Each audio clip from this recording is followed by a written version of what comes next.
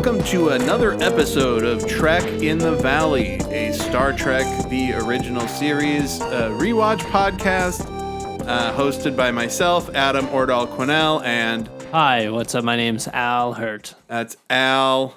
We are here in the lovely post-rainy San Fernando Valley, and today's date for us, it's 4 weeks later for you, little time travelers. It is Sunday, January 15th. And we're here back in the office studio to talk about another great episode of Star Trek. This was pretty solid. The original fucking series. Love it. No, it's really, it's a fantastic episode. I like it a lot. It's a good Spock episode where they're dealing with a lot of Spock, him being logical and how that causes conflict. And we'll get into that in a moment because I got to go run down the details, the details. Go ahead and introduce it. All right. So first off, last week we talked about Shore Leave, which was wacky as hell. Oh, yeah. With the bunny and the... Yep. They make the environment for him, and there's that dipshit that used to bully Kirk. That was so strange. Strange episode. What was that guy's name? Finnegan? Finnegan. Good memory. I had no idea. It was like some Irish name, I remember. I was wasting my life looking at Twitter this weekend, and I saw somebody had posted a picture of that guy because they happened to be watching that episode. Lord. And they were like, I can't remember who it was, but they made a comment about how that person was like out hamming Shatner.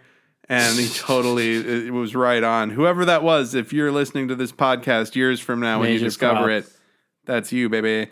So last week was Shore Leave. This week, the episode is titled The Galileo 7. The original air date is January 5th, 1967. So about 150 years ago. And the synopsis from Paramount Plus is 7 Enterprise crew members go on a shuttle mission with Spock in command. Dun, dun, bum, bow. Yeah, I think this one's pretty solid because it's just Spock. I've been craving just a solo Spock kind of episode for a while. And they get into a lot of...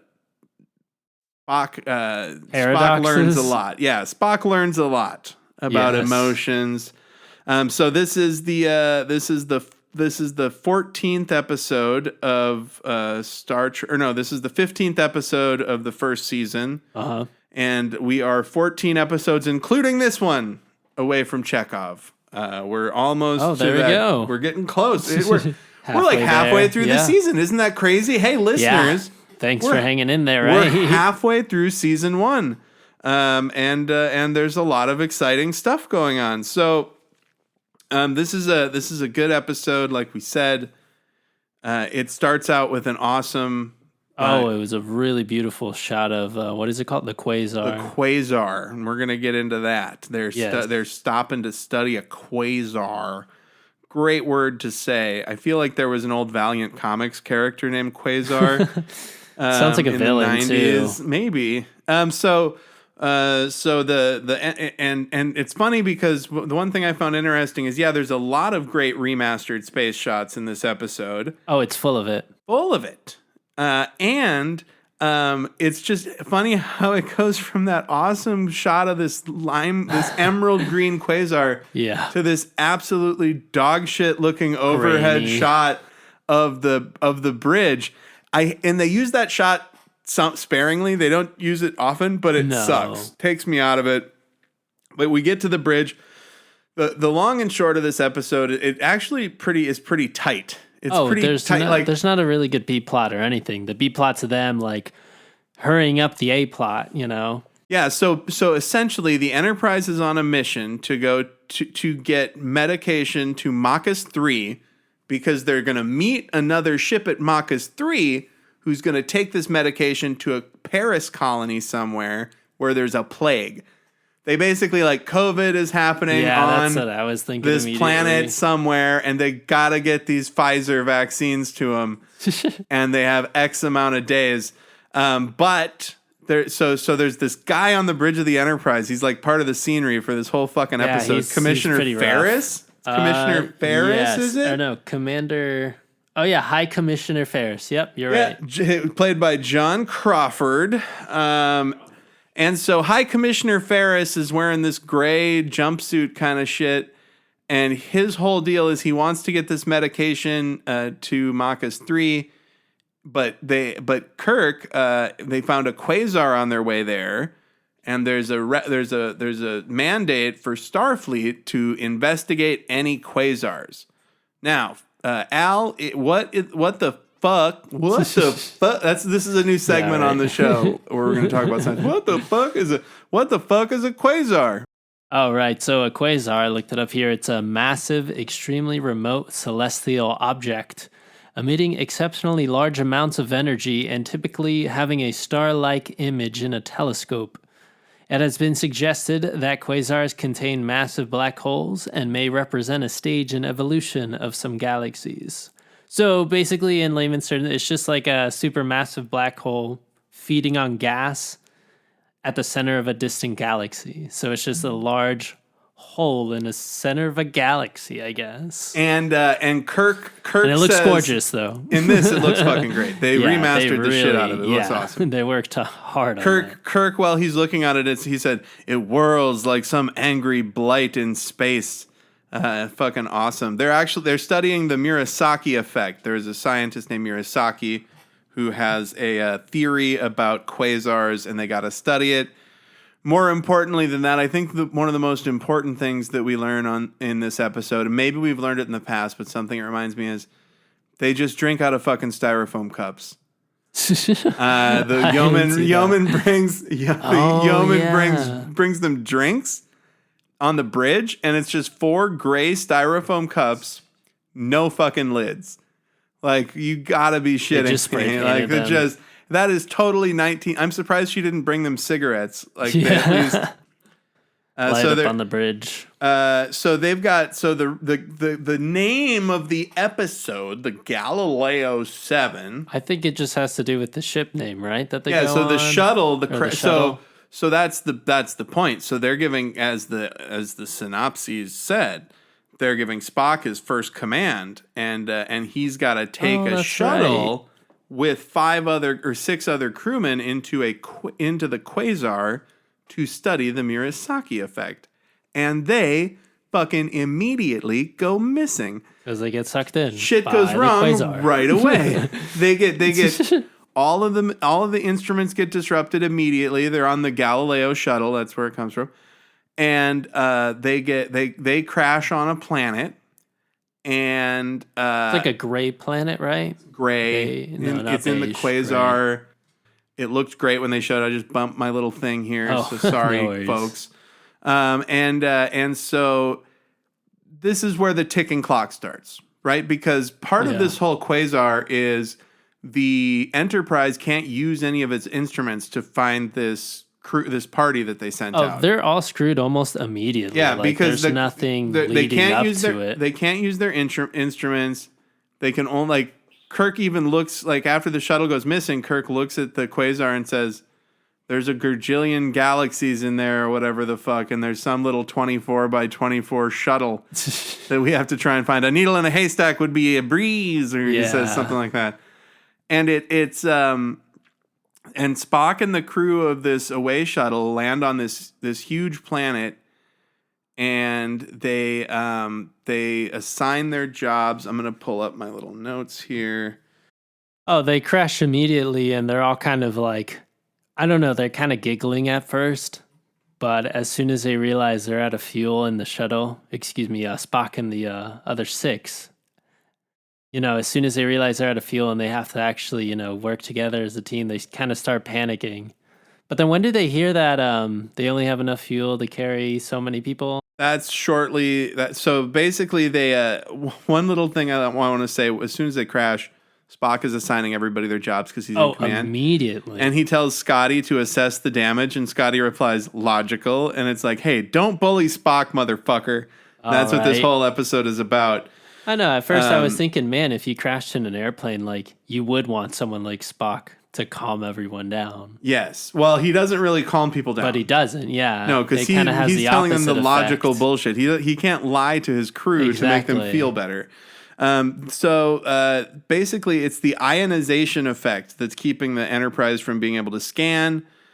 Ionization effect, that's what it's called. Before they crash, though, first off, there's a great remastered shuttlecraft launch sequence. Looks awesome.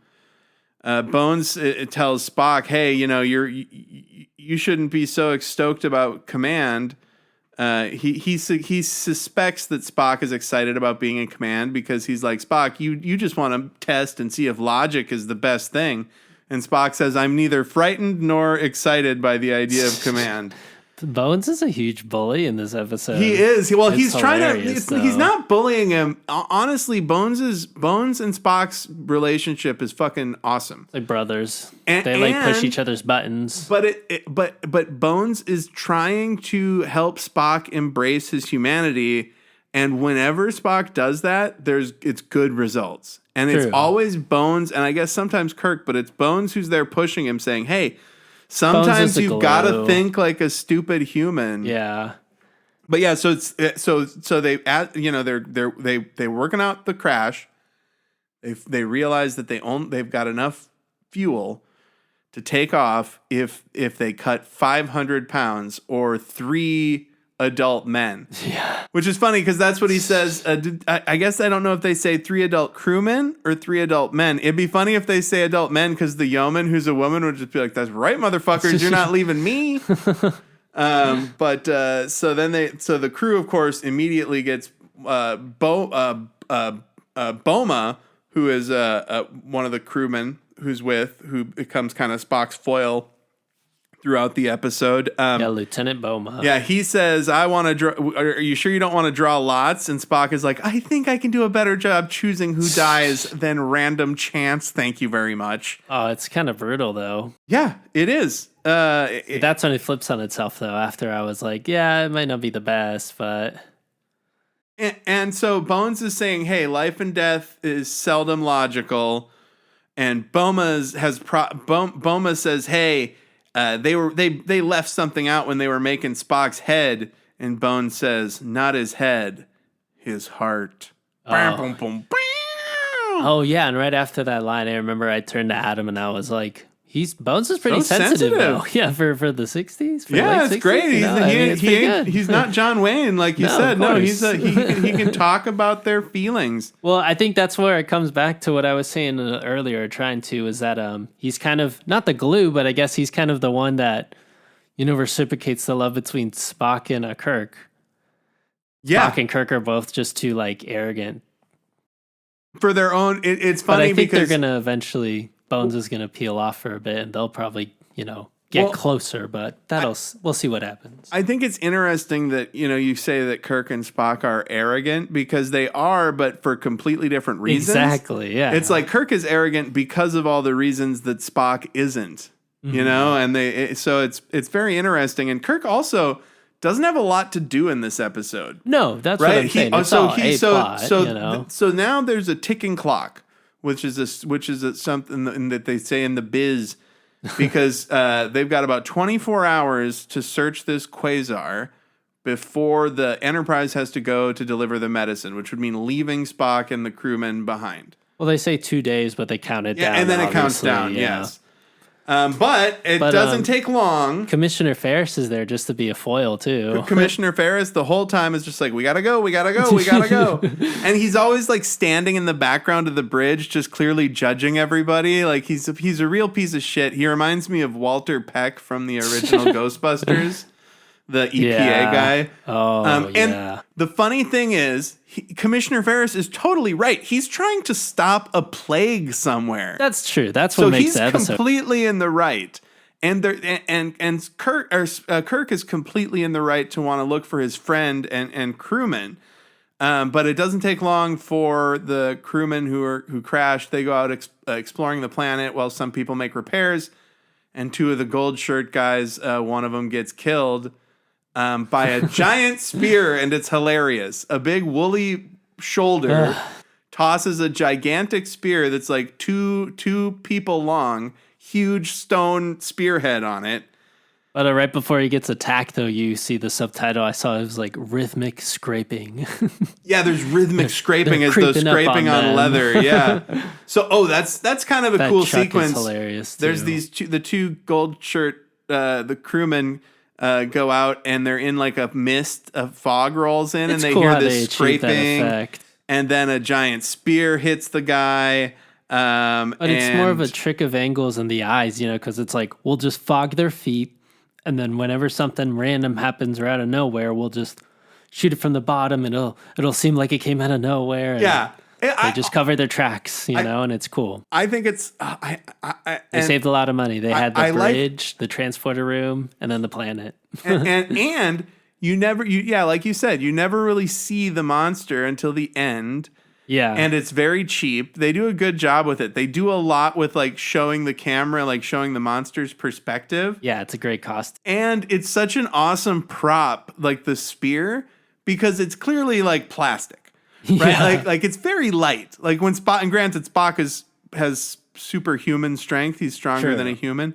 But when Spock comes and finds the dead crewman with the giant spear sticking out of his chest, and it's like straight out of his chest. Like it's sticking straight. It's pretty, like he's a sundial. It's pretty good. And so Spock looks at the spear and says, "Oh, it looks like a stone spear like the indigenous folks in New Mexico, but it's really huge." And it's an awesome prop. Like it's a cool, like it looks really good. It's got blood on the tip of this huge plastic spear. Yeah, they show how deep the gash is without too much, gore. Yeah, it's good. And Boma is like, there's a man lying there dead, and you talk about a spear. And Spock says, my concern for the crewman will not bring him back. And this is just the same shit. I thought he was going to say something worse. Well, exactly. Spock is his commander, and this guy's fucking mouthing off to him the whole time. Well, no, I thought Spock would have said something worse. That's like, oh, there's one less person that we had to worry about. Yeah, well, now we only have to ditch 350 pounds. Like, he picks him up and weighs him in his head. No, that'd be worse. But yeah, so this is just this. So Boma and Spock are kind of they're diametrically opposed in this episode. Boma is the irrational, emotional side of things, and Spock is Spock. And one thing that I want to point out, I have extra dots next to it, is these creatures are huge. They're like giants. This thing throws like a giant spear at him, right? Oh, they say one of the search parties say they're 10, 12 feet. Yeah, later. Yeah. When they send out search parties, when the Enterprise sends out search parties, excuse me. But there's not a lot of giants in Star Trek. No. And I think that's cool. I'm surprised there aren't more like... There's a psychic one, right? Yes, but why don't they find more like 50-foot... Like, why aren't there more frost giants and shit that they find out there? Well, maybe there is in like the J.J. Abrams, the new Star Trek TV shows and such. But it could have been a played-out trope by that point. Who knows, though, what was going at the time? Maybe. They should have. I just feel like there should have been more giants. I mean, the child with the voice actor, though, that was pretty wild. Yeah. All I'm saying is, J.J. Abrams, if you're out there listening, people who Damon Lindelof, put more giants in Star Trek. Thank you very much. So this commissioner is just up Kirk's ass. This is where they say 24 hours on the planet. They're cutting weight and fixing the ship. And we get into this emotional versus logic argument again because Boma and the crew, they want to bury their dead crew member. That's right. And Spock is like, no, I'm going to keep working on the ship. Doctor, you go do the funeral. And the doctor's like, Bones is like, it's your place, Spock. You're the goddamn captain. And Spock's like, the doctor's like, don't treat them like machines. And then right after he says, don't treat them like machines, Scotty's trying to fix it. The shuttle bleeds out all the fuel. And Spock says a great line. He's like, well, that solves the problem of who to leave behind. Like, we're all fucked. We're all dead. No, I mean, I guess we were both turning to each other and was like, maybe Spock is right. Like, it is just, it's a ceremony. Like, maybe that's not his... I mean, is it really his place? Like, since he is the captain, he should say a couple words. Yeah, you're supposed to. That's like the thing. But here's the thing. It's Spock like maybe it's right. a religious thing, though. I don't think it's religious, but I guess more like logically, he was better off just fixing the ship, and the doctor was better off just saying some words. He was correct, but it's ceremonially the captain's place to like say something over the corpse of a dead crewman at the funeral, just out of respect. Yes, but Spock doesn't understand shit like respect necessarily, which actually bites him in the ass at the end. Because he thinks the creatures that they find should respect him, but they don't. Yes. So they go out and so they're gonna go out and look around and Scotty's got to figure something out about the fuel. And there's a big debate because the other crewmen want to shoot the aliens, and Spock doesn't want to. And it's weird because it's like so Spock, awful. I was like, what? Spock is like, you guys have a low regard for other humans, have a low regard for other life, and the crewman's like, hey, at least we're rational about it. Yeah, and it's so funny because that's kind of at the argument at the heart of all of this. I mean, 2 minutes ago he was just like, I'm not going to say any words, and then 2 minutes later he's like, you know what, we should really respect other lives. But that's just it, though. Words at a funeral isn't respecting life. That's a husk. Well, exactly. You know what I mean? That's so that's where he's thinking and about. Spock is at this point. Oh my god, it just made me mad. At this point, logic is holding out. At this point, yes. And so now. Spock tells Scotty there's always an alternative. And so Spock and the two other crew people left are going to leave while the yeoman and Scotty work on the ship. And that's when Spock is like, don't shoot the locals. Spock says he's gonna order them to scare them away with their weapons. And while they're walking through the misty valley, they get a huge spear thrown at them. Yeah. And then it shows the creature and it throws a huge shield at them. Yeah, I think it was kind of like more of a flop, because it doesn't look like he threw it down. That's not what shields are for. Yeah. Why would they that's not or like he didn't jump on it and land on it, you know? That would make more sense. He didn't surf it down like Legolas. And just crush their heads. Yeah, but he just threw it. It's like in frustration, like, oh, I didn't hit you with my spear. Well, fuck this, I'll throw my shield at you. And then they miss every time after this. Exactly. They don't hit anybody else. One of the search party gets killed, and it's pretty funny how they describe it. They say he got hit by a spear in the body, through the body. And so this is what I thought where they kind of played against my expectations. Spock and a couple of these officers are out exploring. They get surrounded by the monsters, or the aliens. Monsters has bad connotations. And he orders them to shoot at 10 and 2, but the aliens are at noon in front of them. And the one guy's like, I think we should just shoot him in the face. And Spock's like, yeah, I bet you do. Well, I'm in command, motherfucker. Do what I say. The Gaetano? Yeah, exactly. To Officer Gaetano. And then they follow the orders. Boma and Gaetano follow the orders. They shoot to the left and right, and it scares the creatures away. I expected one of those guys to defy orders.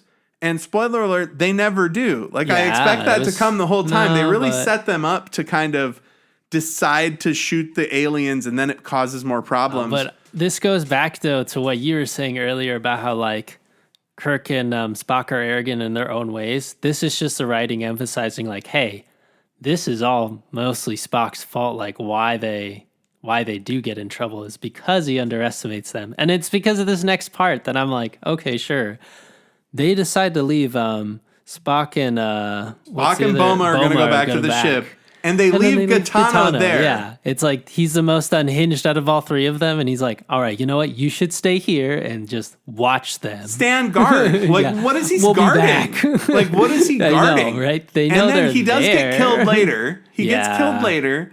But what the fuck? What did they leave him there to guard? It was so bizarre. It's a really funny sequence when he's climbing up the rock to escape the monster, though. No, and it's funny when they're leaving, too, because Boma just pats him on the back, and he's like, and just walks off, and it's like, oh, they know. You just left that guy there to die. Yeah, it's so funny. Boma pats Gaetano on the shoulder on his way by. So funny. He gets hit in the wrist with a rock. And then, after this, he gets... Because first, Scotty finds out that they're going to use phaser power. His alternative was they're going to use the power from the phasers, so it's a big debate. Well, Spock shuts it down. He's good captain in that way. He doesn't let a lot of debate happen. No. They're saying, well, how are we going to defend ourselves? It's like, well, what the fuck's the point of defending ourselves if we can't get out of here? We can't defend ourselves now. Exactly. So, they haven't successfully defended themselves. And while they're talking about it, Gaetano is being killed by a giant spear. Yeah, exactly. So Scotty's going to use the powers of their phasers to get enough juice into orbit. Kirk is in the meanwhile on the Starship Enterprise. Kirk is talking to the transporter people, trying to get things fixed, and the transporter person is like, "Hey, we're just counting. It's just going to be luck." And Kirk is like, "Luck. It's the only tool we have left."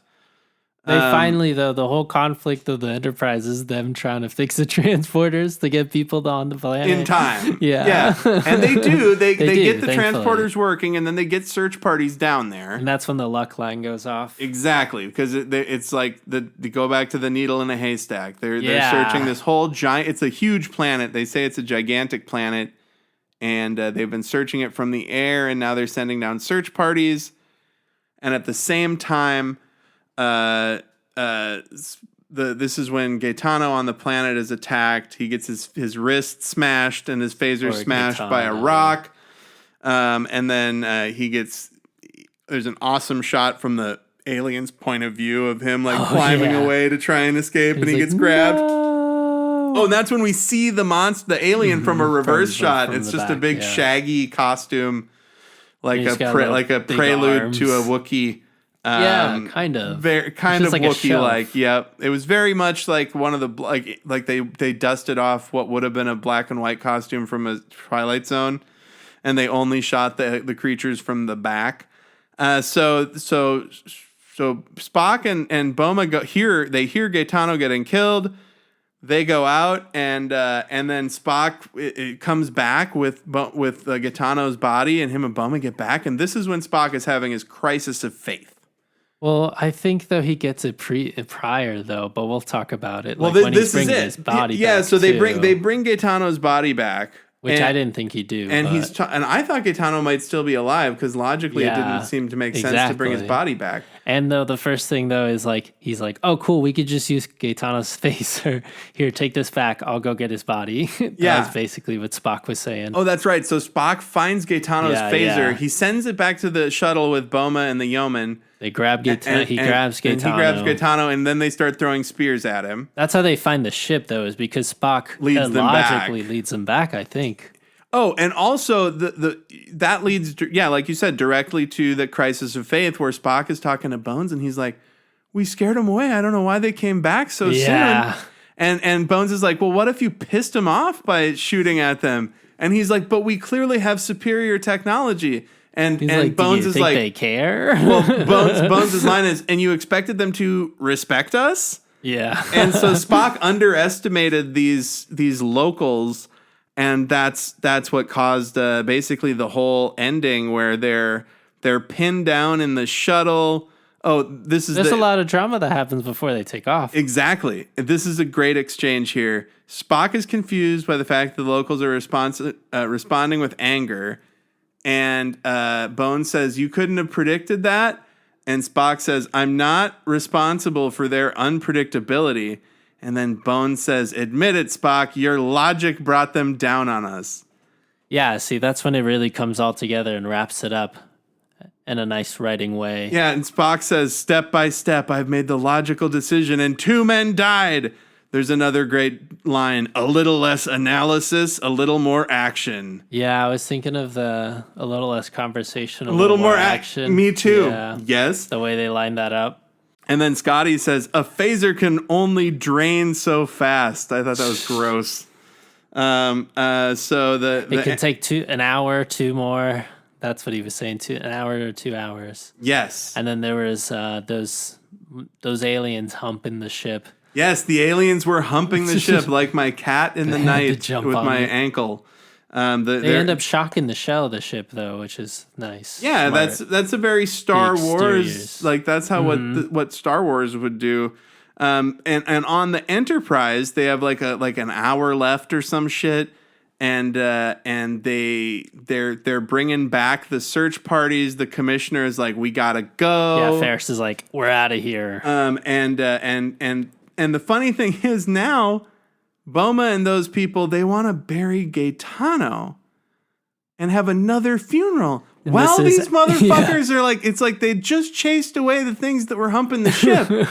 And Spock must just be like, these people are fucking idiots. Yeah. No, we're not going to have a funeral when there's 12-foot tall aliens that want to throw giant spears at us, you fucking morons. Oh, and at this point, once the search party comes back, they already told Kirk, hey, there's these big aliens on this planet. Great And if anybody die, I mean, he's like, I'm not sure if they're still on the planet. I mean, and Kirk's like, shut up. We'll get you. We'll just find them out here. Yeah, whatever. Because Kellerman or somebody there, when the search parties get back. Yeah, when the search party gets back, Kirk's got this Kellerman guy on the view screen, and he was coming back from the search party on the planet, and he looks really beat up, and the framing on it is so great. He just looks defeated. It's a gray room, and he's like, I don't know. Like he's like, I don't know. It's like there's these creatures are down there, and they found similar creatures on a neighboring planet, but they're even bigger. And oh man, and they're like, how many people do you lose? And that's when he says,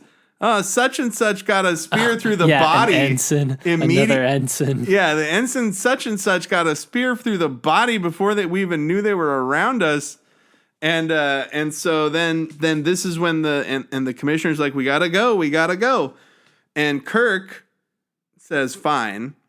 They turn around, but then he tells them to go like regular space speed or some shit. Like they're not gonna go to maximum warp and take off. So they're gonna go slowly away so that they can keep their sensors pointed backwards to continue to search for anything that happens. And at this point, Spock and the crew of the shuttle, they get off the planet. They take off finally, yeah. They're Did they bury Cade? Yeah, they did. Spock covered them, and they went out. They found a break in when the aliens were watching them before they took off. And Spock was like, if the aliens will permit it. Yeah, you can bury it if the aliens will permit. Yeah. Kirk abandons them and sets course, but he's going very passive-aggressive lines in this episode. Oh, well, that's the other thing. Yeah, when Spock is like, I didn't expect all this irritability from you guys. Like he's like, no wonder. He's like, it's all making sense now. This is awful. and so but what happens in the end is they're in orbit. The shuttle's in orbit. Scotty says they can't hold the orbit. Spock is like, he's talking to himself, like trying to work this out. He's like and also at the funeral they get attacked, and Spock gets his leg crushed, and he orders the crew to Boma and the yeoman to leave Bones to leave, but they don't. And this is when Spock is like, that wasn't the logical thing to do, and Bones is like, I'm sick of your logic at this point, and Spock says, that is an illogical attitude. Fucking rules, man. He stands to it. And they're bickering at each other till the end. Yes. Literally the very end. When they think they're going to die. Next. Yeah. Because what Spock does is he jettisons all their fuel, and the HD remaster of this sequence looks so fucking good. It does look cool. He jettisons all their fuel, making this flare behind them. And Boma, of course, who's been just such a little shit about Spock this whole time, is like, Scotty, you just wasted all of our fuel. Scotty's like, what'd you do? But then Scotty's the first one to realize, it's like a flare. Finally, yeah. Scotty says, it's like a flare. And we'll see if they see it. And of course, the Enterprise sees it. They're like flying away on their way out, though. Yeah, it's kind of like when you're leaving and you're like, okay, I'm gonna take off, and you're like looking behind you, slowly walking. Yeah. And there's a great sequence when they finally see the little shuttle going across. Sulu it's an awesome. first. Yeah, Sulu's got an awesome little view screen moment where he notices it flying across. He says it's a lateral pattern. It's not a meteor.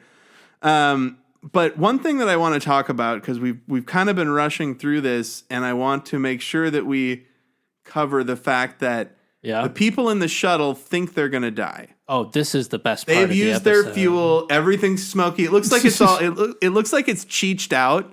Like there's like smoke and everybody's squinting and like having panic attacks They'd be and shit. searing immediately. It's how you see how these characters would face their demise, and I think they're too calm. Oh, they're Bones this is hardcore. But the best part about it is they think they're gonna die, and the Galactic Bones Federation at them. Bones is just giving Spock shit. He's like, "Oh, you jettisoned the fuel. That was illogical. Ooh, you did something human right before you died. I'm glad I lived long enough to see it." It's like, really, dude? Your last words are gonna be roasting this motherfucker. I know. I was turned to you and I was like, he's still on his ass. Yeah, he's about to die. We're gonna die. I'm gonna let you know that you had to do something human, and now we're gonna die. That was crazy, Spock. And then they get saved. Yeah. And it's a cool sequence because as they're burning on the bridge, they say that. So they go beam the 5 of them out, and they beam the 5 out, and they say the shuttle exploded, and then they get a notice from the transporter room saying, "Hey, we got all 5, yeah." Yeah. And then they don't show Spock meeting Kirk right away like they normally would.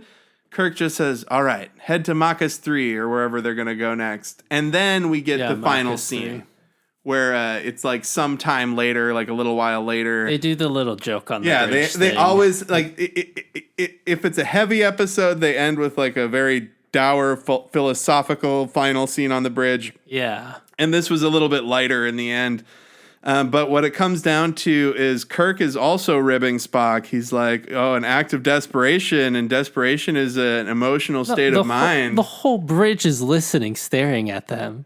Yeah, it's great. That's the other thing. When you think about it, like Star Trek, like all these things are happening while all these other people are fucking standing around and can obviously hear shit. It's not like they're whispering to each other. They're just roasting their first officer. And he says, and then Spock says it was hopeless. The only possible act, the only logical action would have been an act of desperation. So it was totally logical. And Kirk says, "You mean you reasoned it was time for an emotional outburst?" Ha ha ha. They're all laughing. And then you said the funniest thing. Yeah, I was like, "Oh shit, we gotta send those letters to the families of the ensign." Yeah, they're all just, "Oh, Spock, you had to do something human." Crazy. Anyway, I gotta go write a tight beam to the families of those dead crew members. Anyway, and not just those Once two. we land in Marcus, I'll figure that out. How many crew? We know they lost at least one crew member on the searches. Oh, that's true. They probably lost more crew members than just those two. But that goes back to the hell ship thing, where it's just like people just die all the time. Ship of hell out in outer space. Meanwhile, all the Federation ships are just fine collecting minerals or trading and just like, like just all an the outpost. ships that aren't on the 5-year missions, right? like the non-5-year mission ships. Like, no, what we do is we take dilithium crystals from this place to this place, and that's what we do. 18 months for 18 months, then we get a month off, and then we're on for 18 months, and we just move dilithium crystals from here to here, and sometimes we go over here. But yeah, those 5-year outposts. Those science motherfuckers, it's like they're making the scientists like the badass explorers. Like those fucking scientists though, god damn, they're out there anywhere. You know how many times I've seen a Borg? 0. Yeah, right. I fucking look at I look at a crate of dilithium crystals and that's it. I have never seen a Romulan. I'm still racist against Romulans. Like, that's how out of touch I am out here on this dilithium run. But neutral zone? What neutral zone? Yeah. I wouldn't. Home. Yeah, dude. No, I see my family for 1 month, and then for 18 months, they're like the long haul truckers of the Federation, and that is the Galileo 7. Yeah. Dun dun dun dun. And next week, we're going to you will be listening to us in your ears talking about the Squire of Gothos, which sounds like it would be like a title of a song on one of my Doom bands that I listen to, like a Conan or like a Bong Ripper song. The Squire of Gothos. And the blurb from Paramount Plus for that episode is a powerful empathy. Too many weed pills before the episode. A powerful entity known as Trelane torments the crew of the Enterprise. and that aired January 12th, 1967. I like how we're doing these like 60 years or whatever, like yeah, it's after. Kind of trippy to the date. It's just about close. So that's it for talking. And if you're a long time, if you stuck with us through all of the what is it, the noise gate clipping? Oh yeah, noise gate stuff. But we've been learning. Thank God for Al. If I didn't have, I knew that I was going to have a co-host who could do some fucking audio editing. These are crazy. Because I hit record and I make sure that the levels keep going for 42 minutes. and I bought a new computer and I'm like, well, that seems to be an investment. But that's so Al does a great job assembling. If you ever wondered, hey, which of these idiots puts this stuff together so it sounds good? He also put together that MIDI, the theme. Oh yeah, that little theme at the beginning. And we here at Trek in the Trek in the Valley offices love him for it. Thank you. So now you know that the next thing we do is we recommend something, and I want to go first because I just. Oh yeah, go ahead. So Kindred on FX. My wife is a big fan of the science fiction writer Octavia Butler, who's actually from Pasadena, and we went. She's gonna correct me on this I hope she doesn't listen to this, but. I can't imagine she would take the time to listen to me talk for an hour every week. But Octavia Butler's library, I think, is in Pasadena. Octavia Butler is this awesome science fiction writer who I believe passed away not too long ago. She's kind of contemporary. And Kindred is this FX show based on her, and she does a lot of post-apocalyptic stuff. She does really interesting sci-fi. But the show Kindred, it's based on a novel by Octavia Butler, and the story is this woman is on like a Tinder date with a guy, and she's a black woman, he's a white guy, that becomes important later, and she suddenly teleports back in time to slavery times. Whoa. Yeah.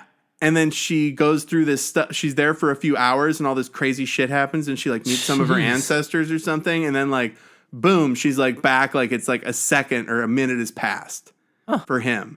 And then he goes back with her. And like, I'm just getting caught up now because I started a couple episodes in. I just sat down and watched it with Brittany. What is it called? Kindred. And it's on FX. I watch it on Hulu, like everything. When did it start? I feel like. Just like a few weeks ago. Well, there's a billboard for it right down from our job. Oh. Al and I work at the same place. Yeah. And since we're in Hollywood, like that's how you know when a TV show is because you see a billboard for it. Yeah. But yeah, so Kindred on FX, very interesting. I look forward to getting caught up and watching it all. But I dig it. Al, what are you up to? Oh, that last thing you just said, it just Kindred. It reminds me of another plot. I forget which movie it is, but it's like a closet in a house, and you go through time in there, and like people start to figure out about the closet, and they start like, murdering each other and trying to figure out like who could use the closet for what. I thought you were talking about Narnia for a minute, but then you said murder.